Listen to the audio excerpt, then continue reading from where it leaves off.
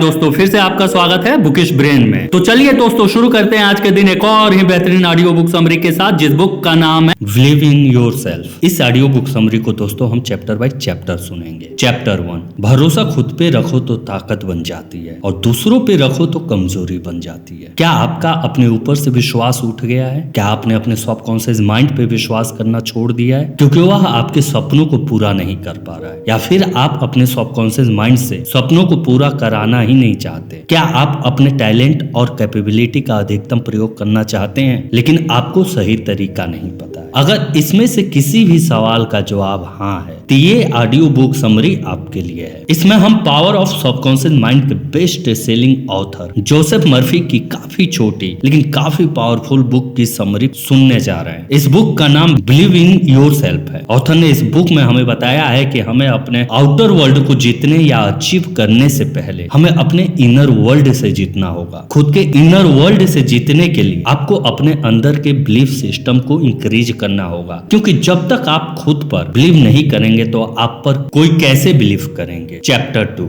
हम सभी लोगों के पास एक कुदरती शक्ति है, लेकिन हम उस शक्ति को तब महसूस करते हैं जब हम अपने दिमाग से चीजों को समझते और देखने का तरीका बदलते हैं। यही वो शक्ति है जिससे हमारे मन में विश्वास आता है। जब हमारे मन में किसी चीज के प्रति विश्वास बन जाता है तब हमारे अंदर आत्मविश्वास उत्पन्न होने लगता है। एक बार एक आदमी ने 2 खूबसूरत पक्षी खरीदे। उसने अपने माली से कहा कि वह इन दोनों पक्षियों को प्रशिक्षित करे। थोड़े दिनों के बाद माली ने देखा कि उन दोनों पक्षियों में से एक ने उड़ना सीख लिया था जबकि दूसरा पक्षी उड़ नहीं पा रहा था। मतलब उसने कभी डाल छोड़ने की कोशिश नहीं की, वह हमेशा डाली पे बैठा रहता था। माली उस पक्षी को उड़ना सिखाने की बहुत कोशिश करता था लेकिन कोई फायदा नहीं हुआ। एक दिन जब मालिक ने उन दोनों पक्षियों को आसमान में उड़ते हुए देखा तो बहुत आश्चर्य में पड़ गया। उसने माली से पूछा, तुमने ऐसा कैसे कर लिया? तब उस माली ने कहा कि मैंने इस पक्षी को उड़ाने के लिए कई प्रयास किए लेकिन यह कभी उड़ने की कोशिश ही नहीं करता था, इसलिए मैंने उस डाली को ही काट दिया जिसमें वह बैठा करता था। ठीक उसी प्रकार ज्यादातर इंसान हमेशा अपने दुखों के साथ चिपके रहते हैं। वह कभी ये सोचते ही नहीं है कि इन दुखों के बिना जिंदगी कैसी होती है। हर इंसान की जिंदगी में दुख आता है तो नकारात्मक सोच उस पर हावी हो जाती है। उस समय उसको ना अपने आप पर न दूसरे लोगों पे न ही ब्रह्मांड की शक्ति पे विश्वास रहता है। ऐसी परिस्थिति में उसके पास 2 ही रास्ते बचते हैं। पहला, वह अपने मन की बात को मानकर निराशा के समंदर में डूबा रहे और दूसरा, उस दुख को खत्म करने के लिए रास्ता खोजे। चैप्टर 3, आपकी फीलिंग ही आपके लिए सबसे बड़ा वेपन है। जब आप अपने लाइफ की सबसे बड़ी गोल सेटिंग और उसे विजुअलाइज करते हैं तब आपको वहां पे अपने इमोशन को जोड़ना होगा। ऑथर ने यहाँ पर भी कुछ चीजें नोटिस की है। हमारे फीलिंग और इमोशन की बहुत पावर होती है। हम जब अपने डिजायर को इमोशन और फीलिंग से कनेक्ट करते हैं तब वहां पे बहुत बड़ा रिजल्ट मिलता है। अगर आप ऐसे टारगेट सेट कर रहे हैं जो आपको मोटिवेट नहीं करता है तो वह आपके लिए वहां पे फीलिंग को लॉन्ग टर्म में कनेक्ट करना चैलेंजिंग लगेगा। लेकिन अगर आप रिजल्ट लाने की एक बर्निंग डिजायर रखते हैं तो आप नॉर्मली नियमित रूप से एक्शन लेते रहेंगे, अपने डेस्टिनेशन की तरफ आगे बढ़ते रहेंगे। लेकिन उससे पहले आपको अपनी बर्निंग डिजायर के लिए अवेयर रहना होगा। यह तभी संभव है जब आप अपने सबकॉन्शियस माइंड के साथ अपने रिलेशन को स्ट्रॉन्ग बनाएंगे। चैप्टर 4, एक बार ऑथर एक ग्रेट बिजनेसमैन से मिले। उस ग्रेट बिजनेसमैन ने ऑथर को बताया कि कैसे उसने अपने बिजनेस की शुरुआत एक छोटे से स्टोर से की थी। उसे कहा कि वह बड़े बड़े सपने देखता था, वह बहुत ही बड़ा ड्रीमर था। वह सोचता था कि उसकी एक बहुत बड़ी कंपनी होगी जिसकी ब्रांच पूरे देश में फैली होगी। उसने कहा वह अपने मन ही मन में बड़े बड़े ऑफिस, बिल्डिंग, फैक्ट्रीज और स्टोर की पिक्चर बनाया करता था। वह यह प्रैक्टिस रेगुलर और डिसिप्लिन वे में करता था। एक कंट्रोलेड इमेजिनेशन के साथ वह जानता था कि रेगुलर, कंट्रोलेड और डिसिप्लिन इमेजिनेशन से वह अपने सपनों को पूरा कर सकता है। इससे वह अपने अंदर एक मैजिकल एनर्जी को फील करता था। इससे उसे काम करने की इंस्पिरेशन और मोटिवेशन मिलती थी। धीरे धीरे वह लॉ ऑफ अट्रैक्शन की पावर से वह सब कुछ अट्रैक्ट करने लगा जिसकी उसने एक कंट्रोलेड इमेजिनेशन की थी। उसने लॉ ऑफ अट्रैक्शन को यूज करके अपने सपनों को रियलिटी बना दिया। उसने वह सब कुछ पा लिया जिसकी उसने कंट्रोलेड इमेजिनेशन की थी। इसे हम एक डिसिप्लिन इमेजिनेशन भी कह सकते हैं। वह जब तक जिया तब तक अपनी हर इच्छा को पूरी करता रहा। ऑथर को बिजनेसमैन की कही हुई बात एक लाइन खास तौर पे पसंद आई। अपने आप को एक सफल व्यक्ति के रूप में इमेजिन करना जितना आसान है उतना ही आसान असफल के रूप में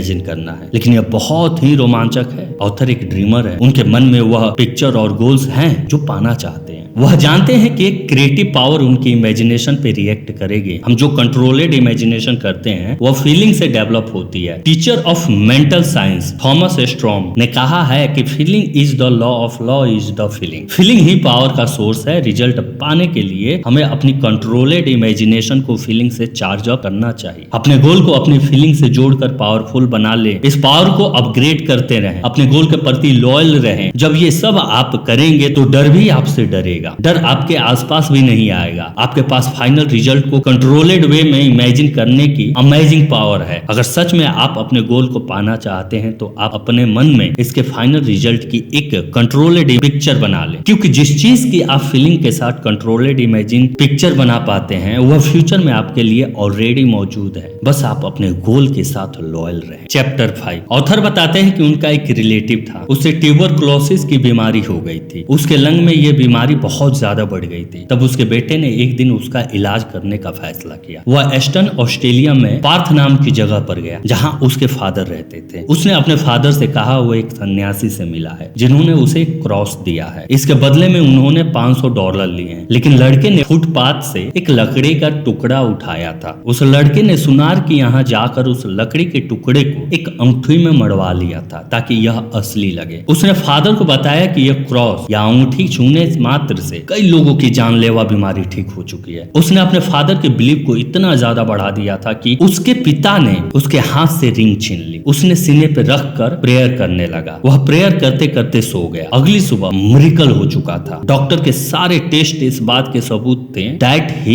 इज परफेक्ट। जाहिर है कि फुटपाथ पे पड़े उस लकड़ी के टुकड़े ने बुढ़े आदमी को ठीक नहीं किया। यह तो उसका बिलीव था जो इतना बढ़ गया था कि उसके लिए आइडियल ट्रीटमेंट बन गया। उसका बिलीव और फीलिंग एक दूसरे से जुड़े और उसको बिल्कुल ठीक कर दिया। उसको कभी नहीं पता चला कि उसके साथ क्या ट्रिक खेली गई। अगर उसे पता चल जाता है तो शायद उसे दोबारा टीबी हो जाती। वो पूरी तरह से स्वस्थ रहे और 15 साल तक जिए। बिलीव की पावर इतनी बड़ी है वह इस स्टोरी से हम समझ सकते हैं। वह बिलीव ही है जिसकी वजह से लोगों की लाइफ में बड़े बड़े टर्निंग पॉइंट आते हैं। आप और हम सब बिलीव की पावर को यूज करके लाइफ में कुछ भी हासिल कर सकते हैं। बिलीव से कुछ भी किया जा सकता है। तो थैंक यू दोस्तों, ये थी आज की ऑडियो बुक समरी। दोस्तों ऑथर ने अपनी इस किताब में बहुत सारे विषय पे चर्चा किया है। उनमें से कुछ पॉइंट्स को हमने यहाँ आपके सामने रखा है। उम्मीद है कि आपको पसंद आए होंगे। अगर आप इसे पूरा पढ़ना चाहते हैं तो आप इसे अमेज़न से खरीद सकते हैं। इस किताब की लिंक हमारे डिस्क्रिप्शन बॉक्स में मिल जाएगी। तो थैंक यू दोस्तों अपना कीमती समय देने के लिए।